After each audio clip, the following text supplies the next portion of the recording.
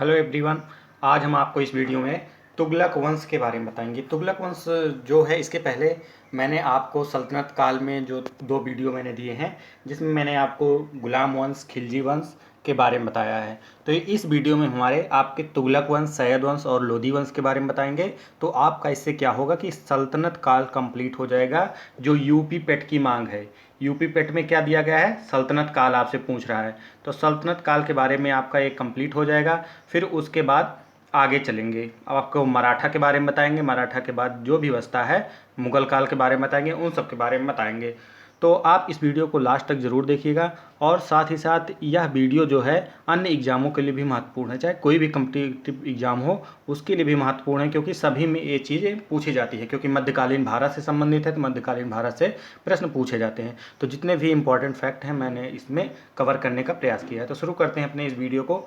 तो इसमें देखेंगे आप, सबसे पहले जब तुगलक वंश की स्थापना होती है, तो तुगलक वंश का कभी कभी टाइम पीरियड पूछा जाता है क्या है। तो तुगलक वंश का जो टाइम पीरियड माना जाता है 1320 से 1412 तो माना जाता है, लेकिन 1320 से 1398 टाइम पीरियड भी कहीं कहीं पे लिखा मिलता है, क्योंकि 1398 में इसके पतन हो जाता है। लेकिन उसके बाद भी इसके जो तुगलक वंश के शासक रहते हैं, छोटे मोटे, एक छोटे छोटे जगह पे शासन करते रहते हैं, इसलिए 1412 में अंतिम रूप से इसकी समाप्ति जो है तुगलक वंश की 1412 में मानी जाती है। और उस तरह अगर पूछा जाए तो 1320 से 1398 तक इनका टाइम पीरियड रहता है तुगलक वंश का। आगे देखते हैं, गयासुद्दीन तुगलक ने एक नए वंश की स्थापना की। उस वंश का नाम पड़ा था तुगलक। तुगलक इसने 8 सितंबर 1320 को दिल्ली की गद्दी पर बैठा था। इसने खुसरो खां की हत्या कब की थी? 5 सितंबर 1320 को खुसरो खां की हत्या कर दी। उसके बाद ही दिल्ली की गद्दी पर बैठा था। और खुसरो खां ने क्या की थी? खुसरो खां ने खिलजी वंश के अंतिम शासक की हत्या करके वो दिल्ली की गद्दी पर बैठा था। और खुसरो खां ज़्यादा समय तक नहीं रह पाया, उसको मारकर गयासुद्दीन तुगलक ने, और दिल्ली की गद्दी पर स्वयं बैठता है। तो अब देखते हैं गयासुद्दीन तुगलक का टाइम पीरियड कब से कब तक रहता है। 1320 से 1325 का टाइम पीरियड रहता है गयासुद्दीन तुगलक के बारे में। तो जो तुगलक वंश के थे, 3 सुयोग्य शासक इसने दिए हैं, जो 3 योग्य शासक दिए हैं, जिसने बहुत ज़्यादा पूरे भारत पर लगभग इन्होंने राज किया है। लेकिन उसमें से 2 जो हैं, पहला तो गयासुद्दीन तुगलक, पहला जो है गयासुद्दीन तुगलक, तथा उसका बेटा मोहम्मद बिन तुगलक जो है वो काफ़ी, गयासुद्दीन तुगलक का मैंने टाइम पीरियड आपको बता दिया। मोहम्मद बिन तुगलक का क्या है, 1324 से 1351 में, और फिरोज शाह तुगलक का 1351 से 1388 है। मैं ये बता रहा था कि मोहम्मद बिन तुगलक और गयासुद्दीन तुगलक में ये पूरे भारत पर लगभग इन्होंने शासन किया था, ठीक। लेकिन आपका जो फिरोज शाह तुगलक था, वो पूरे भारत पर न करके इसका राज्य जो है काफ़ी छोटे से एरिया में कवर हो गया था, क्योंकि ये ज़्यादा रिस्क नहीं लेना चाहता था, इसलिए ऐसा हुआ था।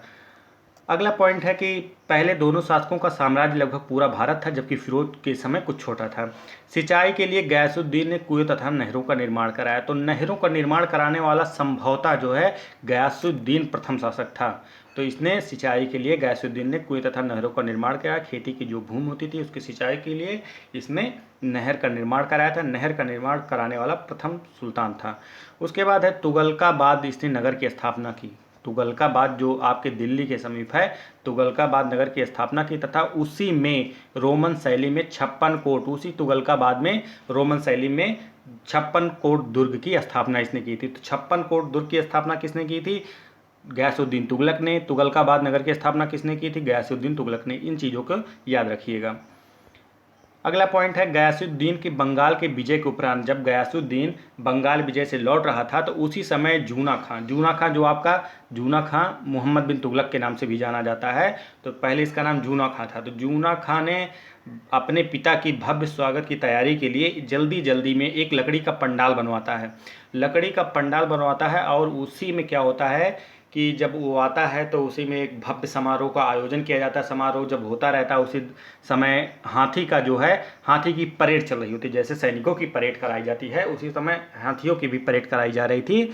और उसी के कारण, हाथियों की परेड के कारण, वो पंडाल जो है वो संभल नहीं सका और गिर जाता है। गिरने के कारण क्या होती है, गयासुद्दीन तुगलक की मृत्यु हो जाती है। लेकिन कई कई लोग कहते हैं कि वो अपने पिता को मरवा देता, कहीं कहीं ऐसा उल्लेख मिलता है। लेकिन जो मिलता है कि उसकी मृत्यु जो होती है लकड़ी के पांडाल के गिरने के कारण हो जाती है।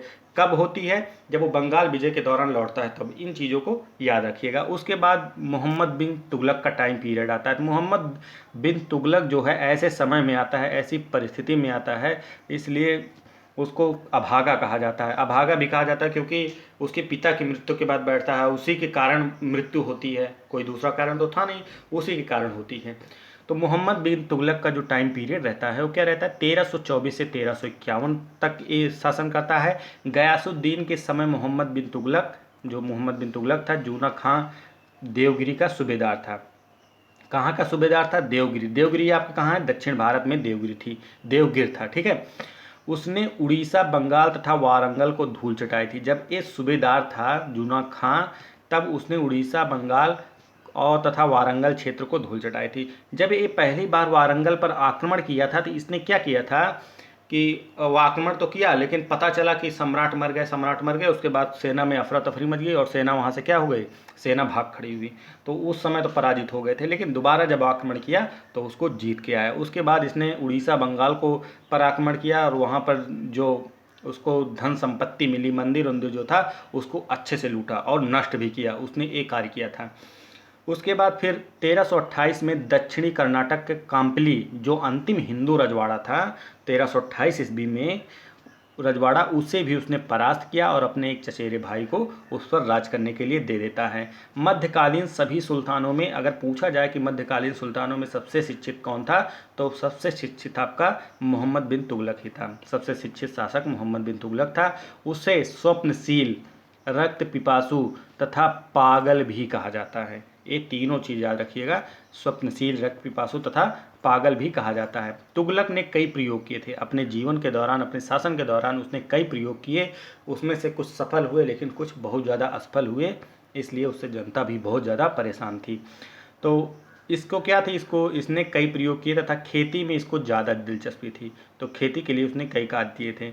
यह बेसब्री प्रवृत्ति का था, मतलब कोई काम को सब्र नहीं रहता था इसके अंदर, उसको अगर करना है तो तुरंत करना है, उसको उस पर कोई सोच विचार नहीं करता था। इसलिए इसे क्या कहा गया है? अभागा आदर्शवादी भी कहा जाता है। कि शासक को अभागा आदर्शवादी कहा जाता है, तो आपके मोहम्मद बिन तुगलक को अभागा आदर्शवादी कहा जाता है। बेसब्री प्रवृत्ति के होने के कारण जो भी काम करता था वो उल्टा हो जाता था। इसीलिए इसने अपनी राजधानी को दिल्ली से देवगिर को स्थानांतरित किया, जिसका नाम दौलताबाद रखा। तो इसने अपनी राजधानी बाद में क्या किया कि दिल्ली से दौलताबाद कर दिया, देवगिर ले गया, देवगिर का नाम दौलताबाद कर दिया।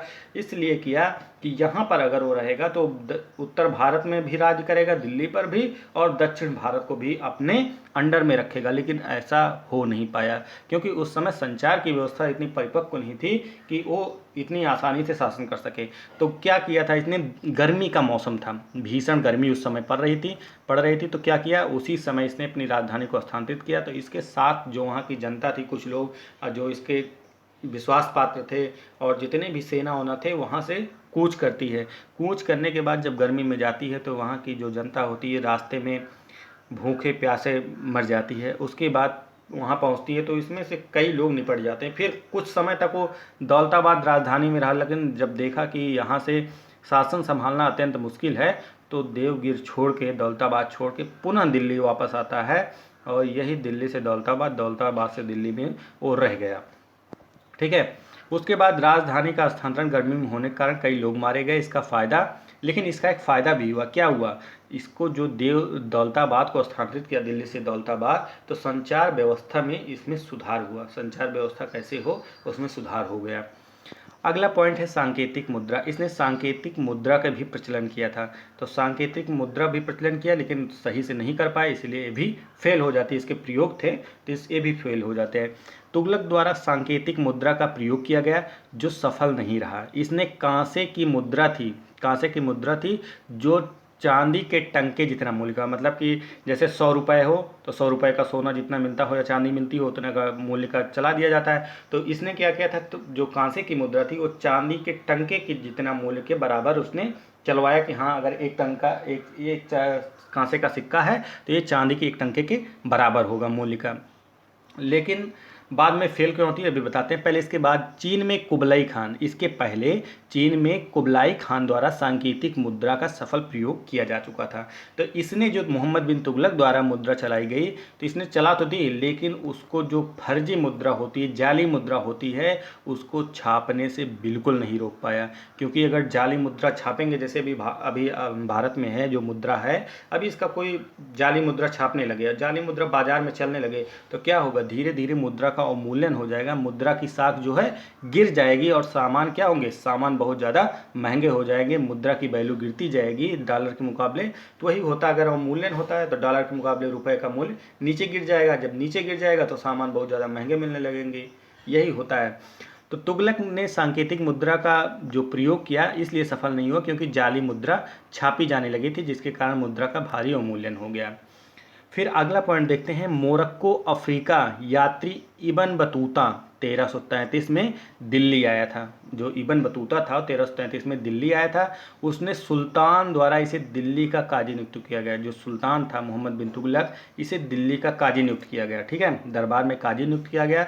और इसे 1342 में राजदूत बनाकर कहाँ भेजा जाता है, चीन में भेजा जाता है। मोरक्को का एक यात्री था इबन बतूता।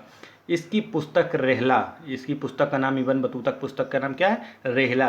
इसमें हमें तुगलक काल के जो मोहम्मद बिन तुगलक हैं, तुगलक वंश के काल के बारे में जानकारी मिलती है कि उस समय की प्रशासनिक स्थिति कैसी थी, राजनीतिक कैसी थी, सारी स्थितियों की जानकारी हमें प्राप्त होती है। मोहम्मद तुगलक के बारे में भी हमको जानकारी प्राप्त होती है।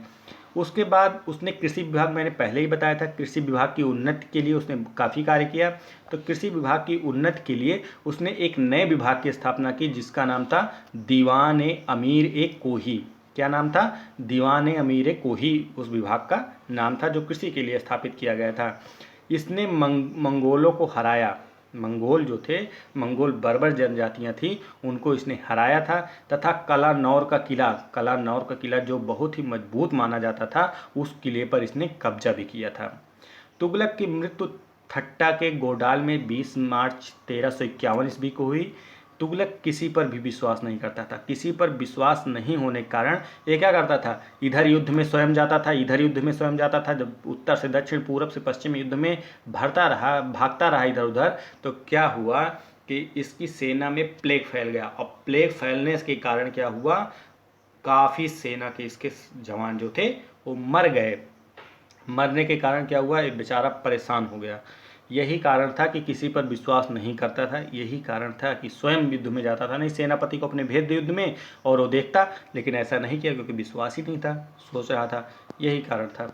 इसी समय काल के दौरान विजयनगर साम्राज्य की इसी के टाइम पीरियड पर, मोहम्मद बिन तुगलक के टाइम पीरियड पर ही 1336 में हरिहर एवं बुक्का नाम के दो भाइयों ने क्या किया था, विजयनगर साम्राज्य की स्थापना की थी। तथा उसी समय बहमनी साम्राज्य की स्थापना भी हुई थी। 1347 के आसपास बहमनी साम्राज्य की स्थापना भी हुई थी, इसी के टाइम पीरियड पर।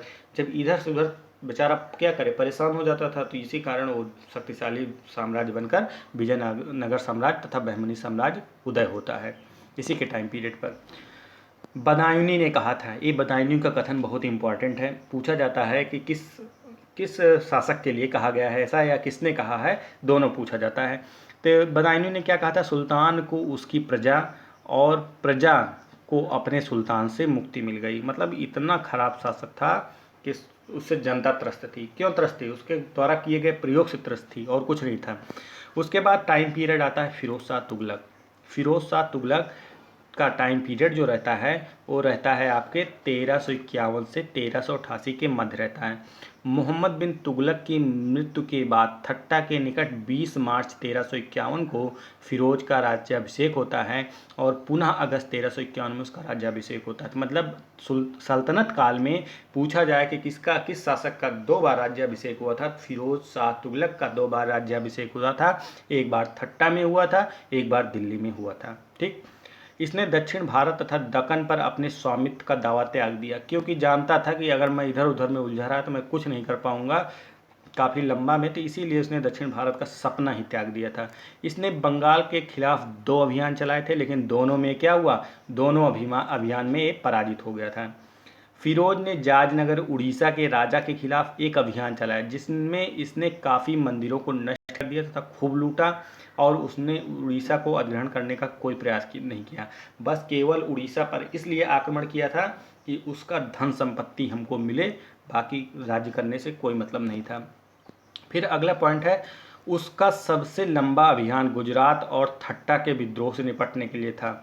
तो इसने क्या किया था, गुजरात और ठट्टा के विद्रोह से निपटने के लिए इसने अभियान चलाया था और उस विद्रोह को इसने कुचल दिया। लेकिन कुचलने के बाद क्या हुआ, इसकी जो सेना है कच्छ के रण में रास्ता भटक गई और रास्ता भटकने के कारण सेना को काफ़ी ज़्यादा नुकसान उठाना पड़ा। ठीक, फिरोज ने 24 करों को समाप्त करके केवल 4 कर ही कर दिए, 4 कर दिए, जिसमें आपका खराज है, खुम्स या खम्स कहा जाता है, कहीं कहीं पे आपको खम्स भी देखने को मिलेगा। तो खराज या खुम्स, खराज लगान का होता है, खुम्स आपका या खम्स युद्ध का लूटा माल होता है। जजिया जो होता है, जजिया पहले मालगुजारी की तरह थी, लेकिन जब मालगुजारी का हिस्सा होता था, लेकिन फिरोज के समय इस जजिया को अलग कर दिया गया। अभी तक जजिया ब्राह्मणों पर नहीं लगता था, लेकिन फिरोज के टाइम पीरियड पर, फिरोज के समय काल पर पहली बार ब्राह्मणों को भी जजिया कर देना अनिवार्य कर दिया गया। जजिया कर से केवल उन लोगों को मुक्ति थी जो स्त्रियां थीं, बच्चे थे, अपंग जो चल नहीं सकते थे, फिर नहीं सकते थे, और रोगी केवल जजिया कर से मुक्त थे। जक़ात का मतलब एक हज के रूप में, जो लोग हज जाते हैं उसके रूप में कर लगाया जाता था, लेकिन इसके समय में वो भी मुसलमानों के लिए माफ़ कर दिया गया था। अब देखते हैं फिरोज शाह तुगलक द्वारा किए गए महत्वपूर्ण कार्यों को, क्योंकि ये भी पूछा जाता है। तो इसने सर्वप्रथम लोक निर्माण विभाग, जिसको हम PWD के नाम से जानते हैं, तो इसने सर्वप्रथम लोक निर्माण विभाग की स्थापना की। सिंचाई की सुविधा के लिए 5 बड़ी नहरों का निर्माण कराया तथा 1200 बागों को लगवाया था, 1200 बागों को इसने लगवाया था। फिरोज तुगलक उलेमा वर्ग की स्वीकृति के पश्चात, फिरोज तुगलक जो है, उलेमा जो धार्मिक नेता होते हैं, उलेमा उनको कहा जाता है, उनकी स्वीकृति के पश्चात हक ए सर्ब नामक सिंचाई कर लगाने वाले दिल्ली का प्रथम सुल्तान था। मतलब हक ए सर्ब जो सिंचाई पर एक कर लगाया जाता है, उसका नाम हक ए सर्ब था। इसने सिंचाई पर कर लगाया और यह कर लगाने वाला दिल्ली का प्रथम सुल्तान था। राज्य के खर्च पर हज की व्यवस्था करने वाला पहला भारतीय शासक था। मतलब राज्य के खर्च पर हज जाने की व्यवस्था करने वाला पहला शासक था। फिरोज ने दारुल सफ़ा नामक खैराती अस्पताल की भी स्थापना की थी, दारुल सफ़ा नामक खैराती अस्पताल की स्थापना की थी। दिल्ली में कोटला फिरोज शाह दुर्ग का निर्माण इसने करवाया था। ठीक, इसने चांदी के तांबे के मिश्रण से निर्मित सिक्के भी जारी किए। मात्रा में चलाए जाने, जिन्हें सिक्के भारी मात्रा में चलाए, जिन्हें अद्धा तथा बिक कहा जाता है। जो चांदी और तांबे का मिश्रण से जो निर्मित सिक्का था, उसको जो चलाया उसे अद्धा तथा बिक के नाम से भी जाना जाता है।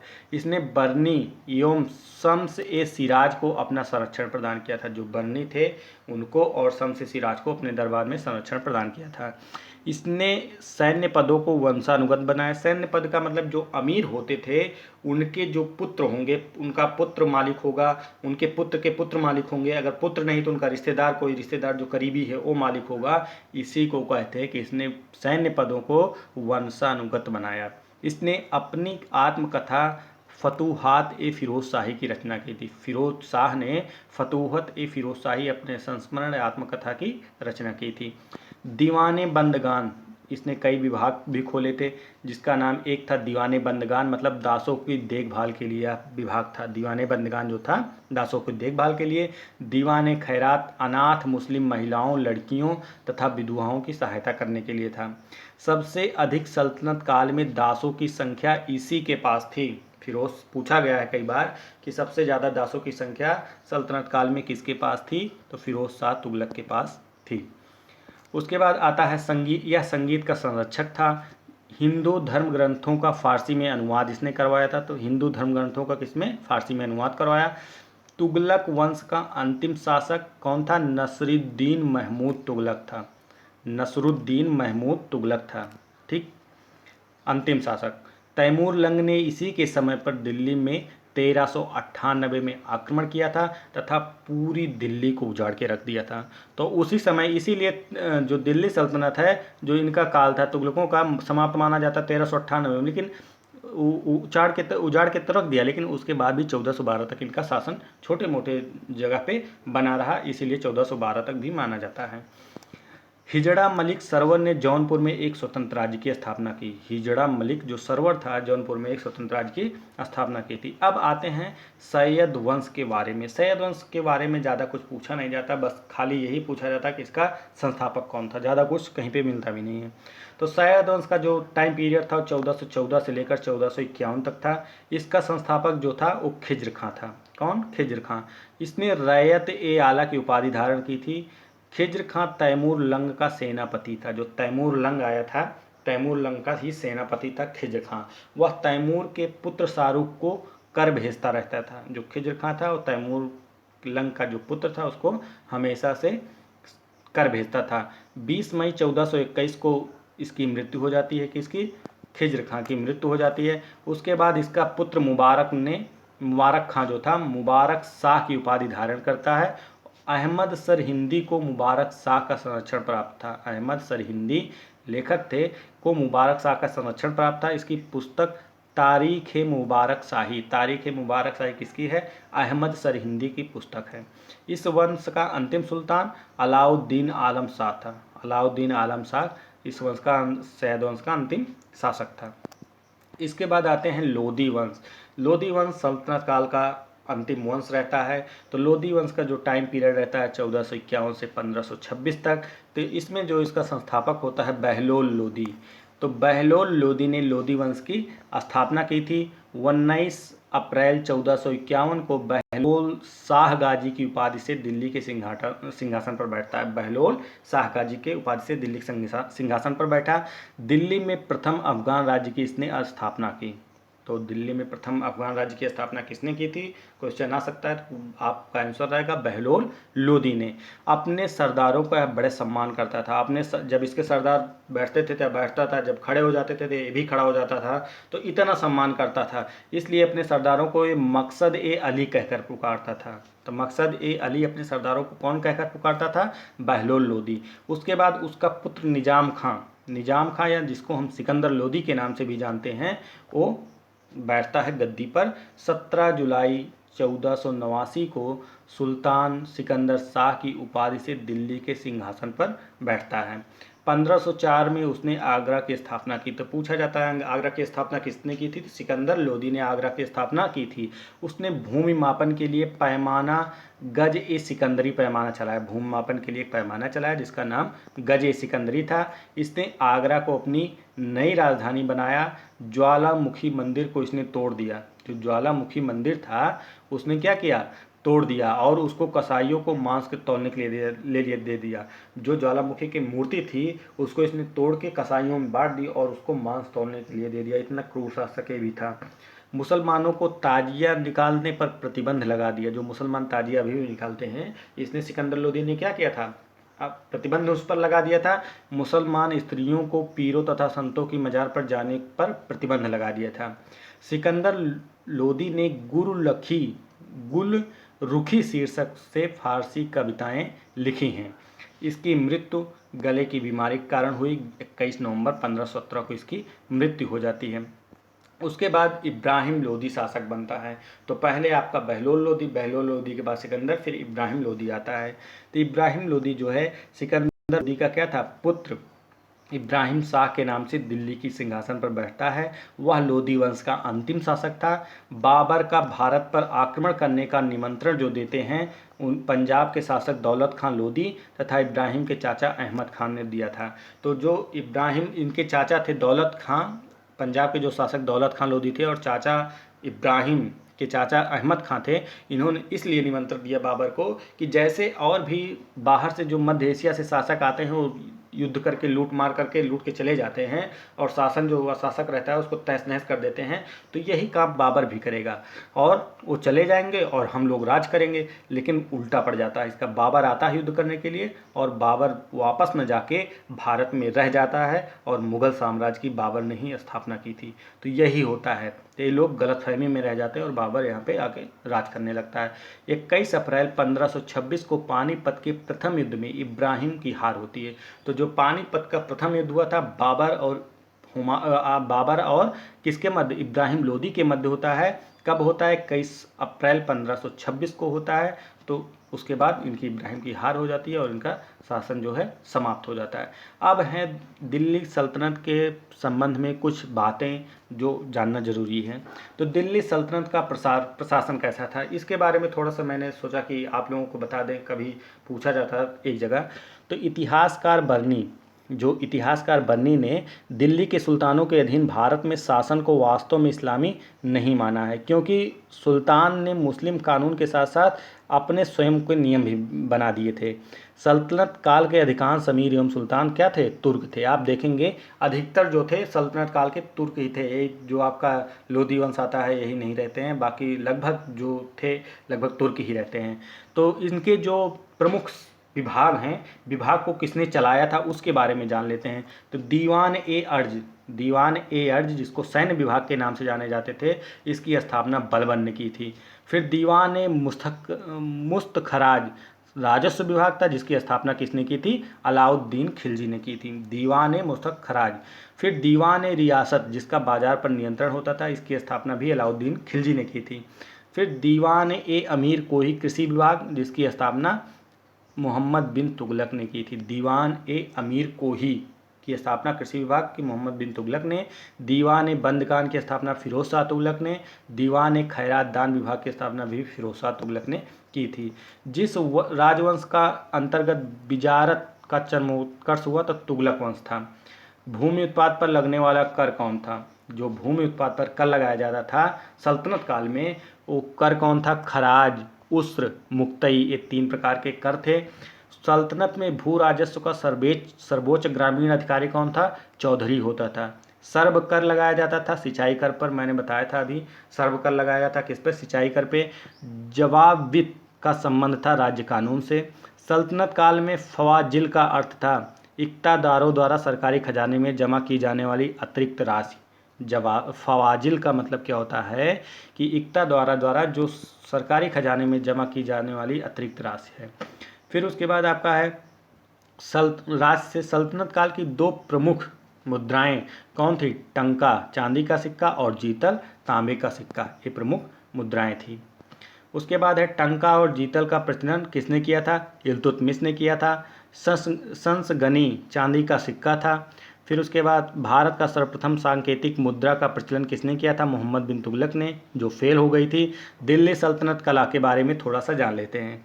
दिल्ली का कुब्बत उल इस्लाम मस्जिद के प्रांगण में उन्नत प्रसिद्ध लौह स्तंभ जिसकी स्मृति में बनाया गया था, चंद्र की स्मृति में बनाया गया था, कुब्बत उल इस्लाम मस्जिद के प्रांगण में है। जिसने कुतुब मीनार की 5वीं मंजिल का निर्माण करवाया, फिरोज शाह तुगलक ने 5वीं मंजिल का निर्माण कराया था। ठीक। भारत में प्रथम मकबरा जो युद्ध इस्लामी शैली में निर्मित हुआ है, बलबन का मकबरा। ठीक, प्रथम मकबरा जो शुद्ध इस्लामी शैली में निर्मित हुआ है वो बलबन का मकबरा आपके है। फिर स्थापत्यों का कालानुक्रम, जो स्थापत्य जो निर्माण हुए हैं उनका कालक्रम क्या है। कुतुब मीनार सबसे पहले बना था, फिर उसके बाद तुगलकाबाद जो नगर की स्थापना की थी, लोदी गार्डन, फिर फतेहपुर सीकरी की स्थापना हुई थी। तो ये आपका एक क्रम है दिल्ली सल्तनत में। फिर दिल्ली सल्तनत का साहित्य के बारे में जानते हैं। तूती ए हिंद अमीर खुसरो का जन्म, तूती ए हिंद किसके नाम से जाना जाता है, अमीर खुसरो को जाना जाता था। अमीर खुसरो का जन्म कहाँ हुआ था, पटियाली एटा में। कहाँ पे हुआ था, पटियाली एटा में। अमीर खुसरो ने जिसके विकास में अग्रगामी भूमिका निभाई थी तो खड़ी बोली की में भूमिका निभाई थी। अमीर खुसरो दरबारी था बलबन, कैकूबाद, जलालुद्दीन खिलजी, अलाउद्दीन खिलजी, मुबारक शाह, खुसरो खां, गयासुद्दीन तुगलक। तो अमीर खुसरो इन लोगों का दरबारी कवि था। जिसने दिल्ली सल्तनत के 7 सुल्तानों के शासनकाल को देखा हो अमीर खुसरो था। तो इन्हीं 7 सुल्तानों का इन्होंने शासन देखा था। पुराणों के अध्ययन करने वाला प्रथम सुल्तान था। पुराणों का अध्ययन सर्वप्रथम किसने किया था, अल बरूनी ने आपके किया था। नई फारसी काव्य शैली सबक ए हिंदी अथवा हिंदुस्तानी शैली के जन्मदाता अमीर खुसरो आपके हैं। जिस मध्यकालीन भारतीय लेखक ने अमेरिका की खोज का उल्लेख किया वो अब्बुल फजल था। फिर उसके बाद है हिंदी और फारसी दोनों भाषाओं का विद्वान था अमीर खुसरो। हिंदी और फारसी दोनों भाषाओं का विद्वान आपका अमीर खुसरो था। हिंदू देवी देवताओं तथा मुस्लिम संतों की प्रशंसा में रचित गीतों का संग्रह किताब ए नौरस इब्राहिम आदिल शाह द्वितीय द्वारा लिखा गया था। किताब ए नौरस किसके द्वारा? इब्राहिम आदिल शाह द्वितीय द्वारा लिखा गया था। भारत में कव्वाली से जाने वाली संगीत शैली का प्रारंभिक रूप के आरंभकर्ता अमीर खुसरो थे। जिस भाषा को दिल्ली सुल्तानों ने संरक्षण प्रदान किया था वह थी फारसी। अभ्रंश शब्द का प्रयोग मध्यकालीन संस्कृति ग्रंथों में होता था। कुछ आधुनिक भारतीय भाषाओं के आरंभिक रूपों को इंगित करने के लिए ऐसा होता था। अब कुछ है जैसे ताजुल मासिर हसन निजामी मतलब पुस्तक है, तबकात ए नासरी मिनहाज उस सिराज। फिर तारीख़ है फ़िरोज़ शाही ज़ियाउद्दीन बर्नी की है। तारीख़ है मुबारक शाही याहिया बिन अहमद खां की है जो मैंने अभी बताया था। रहला इबन बतूता की। तारीख़ दिल्ली खुसरो की पुस्तक है। संगीत, जिस संगीत को वाद्य को हिंदू मुस्लिम गान वाद्यों को सर्वश्रेष्ठ मिश्रण माना गया है वो है सितार, खुसरो द्वारा निर्मित था। संगीत यंत्र तबला का प्रचलन किया अमीर खुसरो ने किया था। संगीत पर पुस्तक लिखने वाला राजपूत राजा कौन था? राणा कुंभा था। संगीत रत्नाकर, संगीत मीमांसा, संगीत राज।